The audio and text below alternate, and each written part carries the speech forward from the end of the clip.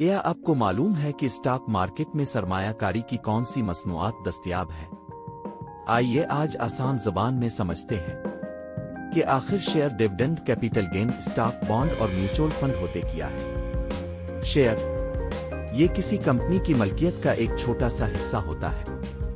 जब आप किसी कंपनी के शेयर खरीदते हैं तो आप उसके हिस्सादार, शेयर होल्डर बन जाते हैं, यानी कंपनी के मुनाफा और नुकसान में आपका भी हिस्सा होता है। फर्ज करें अपने पीएसओ पाकिस्तान स्टेट ऑयल के शेयर खरीदे। अब आप पीएसओ के छोटे मालिक बन गए हैं। अगर कंपनी तरक्की करेगी तो आपके शेयर की कीमत भी बढ़ेगी। डिविडेंड ये वो मुनाफा होता है जो कंपनी अपने हिस्सादारों में बांटती है। जब कंपनी कमाई करती है तो वो इस कमाई का कुछ हिस्सा शेयर होल्डर्स को देती है।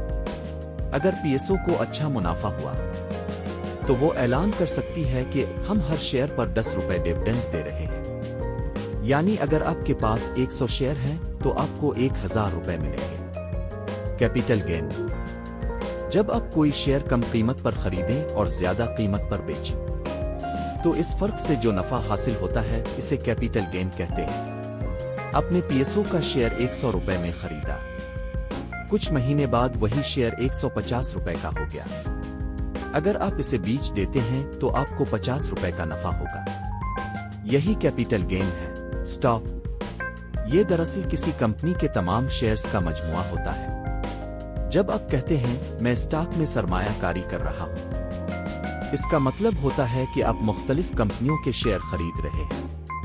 आपने पीएसओ और हबको के शेयर खरीदे तो आपने इन कंपनियों के स्टॉक में सरमायाकारी की। बॉन्ड ये एक ऐसा सरमायाकारी जरिया है जिसमें आप कंपनी या हुकूमत को कर्ज देते हैं। इसके बदले वो आपको सूद, इंटरेस्ट के साथ रकम वापस करती है। बॉन्ड में आप कंपनी के मालिक नहीं बनते, सिर्फ कर्ज देने वाले होते हैं। अगर हुकूमत एक बॉन्ड जारी करे और कहे 1 साल बाद हम आपको असल रकम के साथ 10% मुनाफा देंगे, तो आपका ये मुनाफा सूद कहलाता है। म्यूचुअल फंड ये एक ऐसा निजाम है जहां बहुत से लोग अपना पैसा जमा करते हैं और माहिर सरमायाकारी मैनेजर्स वो रकम मुख्तलिफ कंपनियों में लगाते हैं। ये इन लोगों के लिए आसान तरीका है जो खुद स्टॉक नहीं खरीदना चाहते। अपने 1000 रुपए किसी म्यूचुअल फंड में लगाए तो वो रकम पीएसओ, हबको और दीगर कंपनियों में तकसीम हो गई। यूं अब छोटी रकम से भी बड़ी सरमायाकारी का हिस्सा बन गए।